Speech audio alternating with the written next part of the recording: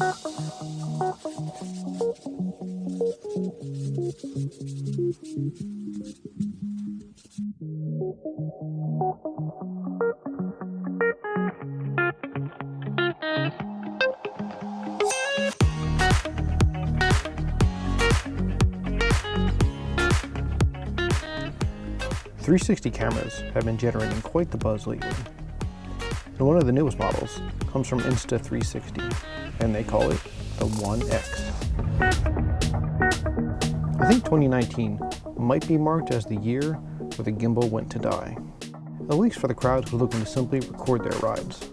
Software improvements and stabilization have taken a giant leap this year, both in the GoPro Hero7 and the Insta 360. I'm going to focus mainly on the 1X today, but I will touch on the similarities and differences between the two cameras. There are a lot of features to cover with this camera, so on this first look, I wanted to showcase just the ones you would be likely to use for recording action footage. We're going to start out by showing you some of the cool viewpoints you can achieve, and then we'll get into the software at the end.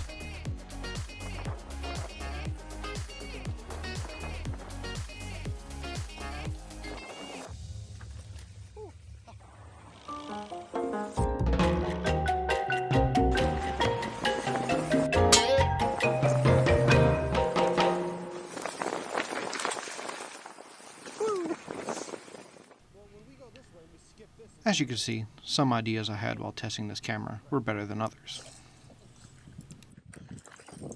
Whoa, this thing's crazy.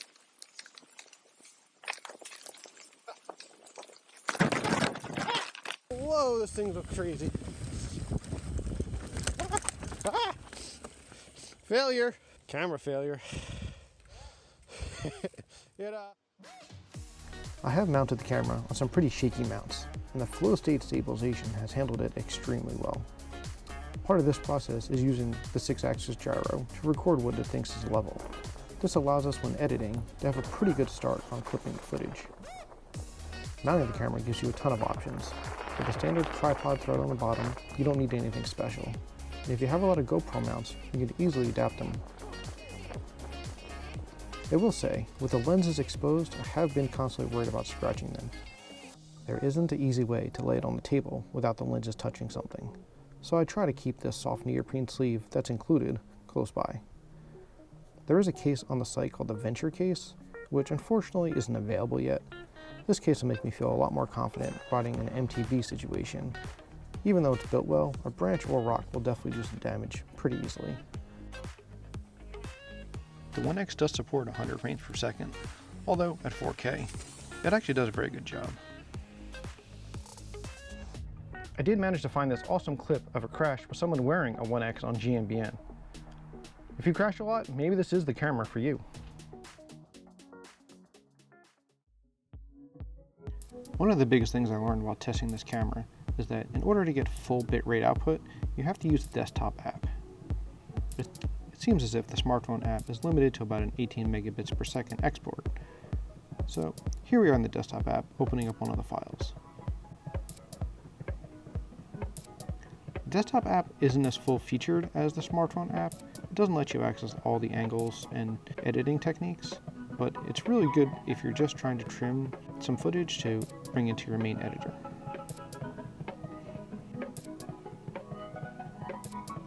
If you click this little square that says 16:9, you can choose the other formats, like 1:1 square for Instagram, or 9:16 for vertical view.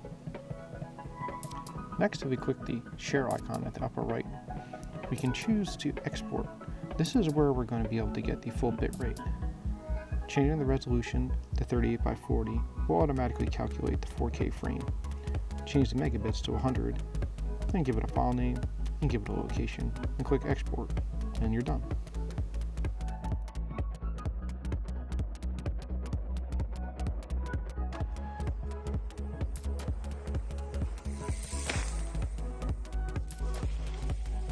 One thing that has been a problem with software stabilized cameras is their low light performance.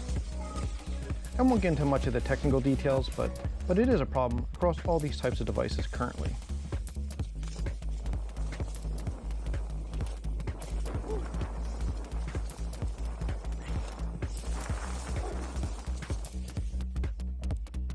So now that you've seen some of the angles you can get with this camera, this is kind of why I'm calling it a first look. There's a lot I like about this camera and a few things that have definitely caused me some issues. I would definitely look forward to having the adventure case because I really feel like this camera should be better protected when riding it in like a mountain bike. The battery life was giving me about an hour. I actually had to get a warranty replacement of the battery that came with it, but support did a good job and they sent me out a new one without much problem. There is a cold weather battery coming out because the standard battery does suffer in low temperatures by a decent amount.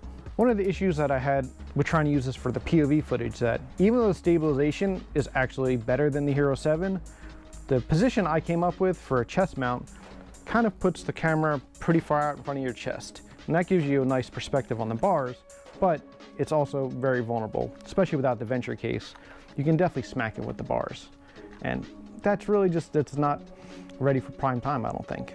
I've been working on some wind muffling solutions because I didn't touch on the audio exclusively, and it's okay, it's acceptable, you can definitely use it. It's not as good as the Hero 4, it's not really as good as the Hero 7 either, but it's definitely, you can make use of it. The things that really shine with this camera is how easy the smartphone app is to use and take your footage. You can change it for the different formats of social media, export it to a direct video, and then go back and use the desktop editor and get full quality and integrate it in with a full video. This is really one of the first 360 cameras that had a good enough final output quality to make me consider using it. And a lot of people are going to ask, what about the Rilo? Well, I personally don't have one, haven't really used it. I've seen footage from it. It does a good job. They do currently have an outdoor case. I'm not exactly sure of the name of it, but I expect this venture case probably to be available by the time this video actually comes out. The angle that I really liked the most was the one where I put the selfie stick on my backpack and put it over my shoulder, because you could really see everything that was around you and see what was going on in the bike. But in an area like where I live, where there's a lot of trees, that's gonna be a hard one to leave on the whole time. You really have to pick your battles as to when you can get that footage. If you're riding out in the open, you know, somewhere above tree line, definitely not a problem. Even mounting it on the helmet is the same issue. It sits up pretty high. A lot of people call it the unicorn mount. You're likely to clip it on something. So this is the end of the first look. I definitely had a lot of ideas during testing this of other mounts to use and other places to try the camera, but I'll get to that for an in-depth look. So I'll work on that for a further in-depth review coming at a later time. So next we're gonna go back to some bike stuff. I got my 5010 that actually has a longer fork and a longer shock and some tire changes, playing with some inserts, things to kind of make the bike more capable. So keep an eye out for that video coming soon.